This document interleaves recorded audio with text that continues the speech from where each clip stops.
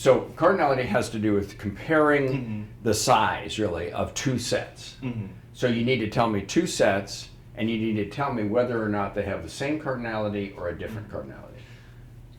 So the size of the set of all natural numbers Okay. is not the same, does not have the same size as all of the decimal numbers that you can create. Correct. Between 0 and 1. Yeah, and usually instead of size, we say cardinality. Cardinality, Just yes. because that's Yeah. the technical term that we used, we created that word to mean that you can create a one-to-one correspondence. And here we've shown you can't. You cannot create a one-to-one correspondence between the natural numbers and the set of all decimal numbers. There are too many decimal numbers. There are too many of them. There's always some left.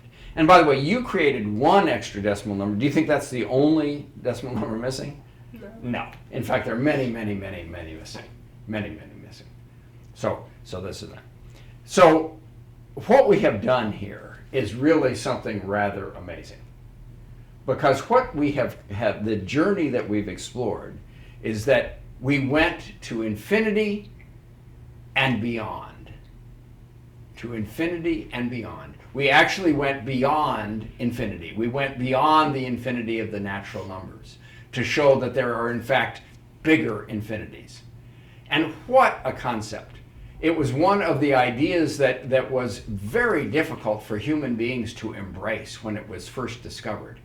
Because when it was first discovered, people, the whole idea that infinity could come in different sizes was a concept that was just unfathomable. And yet what we did today, by starting with this simple game of dodgeball, that silly little game really had in its heart the proof that infinity itself comes in different sizes. So, to me, as I said before, this is a metaphor. It's a metaphor for looking at the world.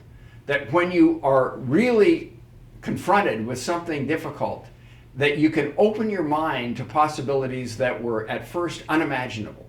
And yet by reasoning and clear thinking, we were able to take that very simple idea of one-to-one correspondence and see that its implications were almost impossible to comprehend.